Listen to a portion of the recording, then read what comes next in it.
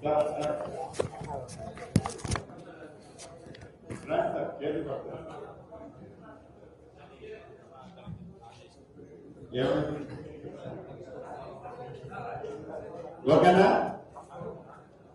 Right. ఈరోజు ఉమ్మడి వరంగల్ జిల్లాలోని 12 నియోజకవర్గాల్లోని అభివృద్ధికి సంబంధించిన సంక్షేమ కార్యక్రమాలకు సంబంధించిన రివ్యూని నాతో పాటు సాధన మంత్రివర్యురాలు సోదరిమణి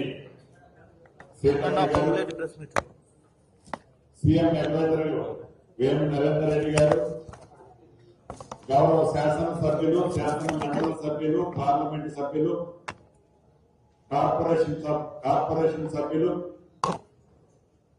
మున్సిపల్ వరంగల్ కార్పొరేషన్ చైర్మన్ గారు, గౌరవ జిల్లా కలెక్టర్ గారు, కలెక్టర్లు, మున్సిపల్ కమిషనర్ గారు, ఇంకా వివిధ శాఖలకు సంబంధించిన ఉన్నతాధికారులు, మీడియా మిత్రులందరికీ హృదయపూర్వక నమస్కారం. అందరికీ నూతన సంవత్సర శుభాకాంక్షలతో పాటు అడ్వాన్స్ గా సంక్రాంతి శుభాకాంక్షలు తెలుపుకుంటూ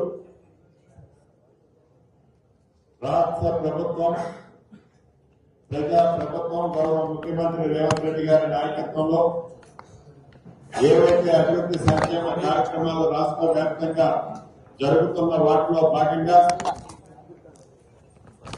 హైదరాబాద్ తర్వాత అంత మహానగరంగా అదే దిశలో వరంగల్ కూడా అభివృద్ధి చేయాలని ఈ రాష్ట్ర ప్రభుత్వం దృఢ సంకల్పంతో ఉన్న సంగతి మీకు తెలియదు కాదు. ప్రధానంగా ఈ ప్రభుత్వం గౌరవ ముఖ్యమంత్రి రేవంత్ రెడ్డి గారి ఆలోచనలకు అనుగుణంగా వరంగల్లో ఎయిర్పోర్టుకు సంబంధించిన ల్యాండ్ అక్విజిషన్ కార్యక్రమం మా రెవెన్యూ శాఖ అధికారులు, గౌరవ కలెక్టర్ గారు, వారి టీం అంతా కష్టపడి ఆ కార్యక్రమాన్ని గడిచిన కొన్ని రోజుల క్రితం ల్యాండ్ అక్విజిషన్ కార్యక్రమాన్ని పూర్తి చేసినందుకు రాష్ట్ర ప్రభుత్వ పక్షాన మా అధికారులను మనస్ఫూర్తిగా అభినందిస్తున్నారు. ఎయిర్పోర్ట్ తో పాటు అండర్ డ్రైనేజీ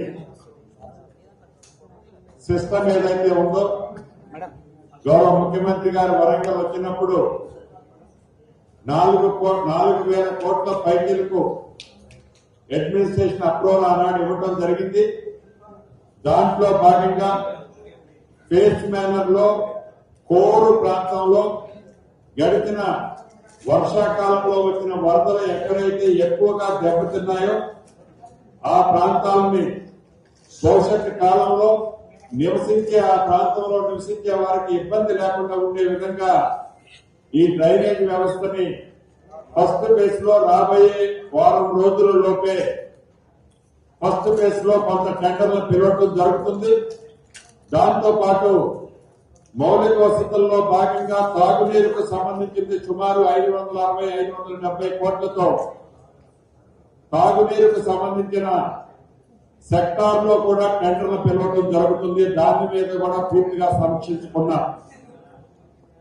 వీటితో పాటు ఏదైతే వరంగల్ పట్టణంలో ఒక అద్భుతమైన హాస్పిటల్ పూర్తి చేసి ఈ వరంగల్ ప్రాంతంలో ఉన్న ప్రజలకే కాకుండా ఈ పరిసర ప్రాంతాల్లో ఉండే జిల్లాల్లో ఉండే ప్రజలు హైదరాబాద్ తర్వాత హెల్త్ హబ్ గా వరంగల్ ఉన్న సంగతి మనకు తెలియదు కాదు.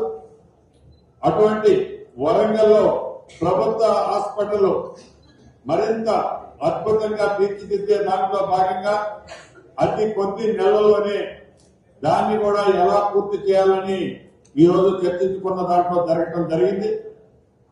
ఇందిరమ్మ ఇళ్లు ఆనాడు మొండి గోడలతో ఒప్పజెప్పిన 2 BHK ఇళ్లు, వాటితో పాటు రాష్ట్రంలో హౌసింగ్ సెక్టార్ నుంచి ఏవైతే middle class, below middle class ప్రజలకు కూడా ప్రభుత్వ పక్షాన ఆ middle class, below middle class ప్రజల కోరిక, ఒక చిరకాల కోరిక, ఒక గూడు కట్టుకోవాలని, ఆ గూడు కట్టుకునే కాన్సెప్ట్ ఆనాడు రాష్ట్ర విభజనకు ముందు లైక్ కుక్కడపల్లి లాంటి హౌసింగ్ బోర్డు డిపార్ట్మెంట్ తో ఇళ్లు ఏర్పాటు చేసి మధ్య తరగతి కుటుంబాలకు వారి స్థాయికి తగ్గ ఇళ్లు రాష్ట్ర ప్రభుత్వం హౌసింగ్ బోర్డు నుంచి కట్టించే కార్యక్రమాన్ని వరంగల్ లో శ్రీకారం చుట్టే ఏర్పాట్లు కూడా యుద్ధ ప్రాతిపదిక మీద చేయాలని ఈ రోజు ఈ సభలో ఆదేశాలు ఇవ్వడం జరిగింది. దీంతో పాటు వరంగల్ కి ఇన్నర్ రింగ్ రోడ్డుకు సంబంధించిన బ్యాలెన్స్ కొంత మిగిలిపోయింది. దాన్ని కూడా కొంత part already land acquisition complete అయింది. రిమైనింగ్ బ్యాలెన్స్ కూడా కంప్లీట్ చేసే కార్యక్రమాన్ని పూర్తి చేస్తూ అదే రకంగా భద్రకాళి టెంపుల్ కు సంబంధించిన మాడు వీధుల పని గతంలో వర్షాకాలం వర్షాలు రావటం వల్ల ఆ భద్రకాళి ట్యాంక్ లో డీసిల్టైజేషన్ కానీ ఆ టెంపుల్ మాడు వీధులతో పాటు ఆ టెంపుల్ ని పునరుద్ధరించే దాంట్లో భాగంగా కొన్ని పనులు పెండింగ్ ఆగిపోయాయి. వాటికి సంబంధించింది కూడా ఎలా పూర్తి చేయాలని ఒక టైం లైన్ పెట్టుకొని పూర్తి చేసే కార్యక్రమాన్ని చర్చించుకొని ఈ ప్రెస్ మీట్ అయిన తర్వాత దాన్ని కూడా పరిశీలించడం జరుగుతుంది.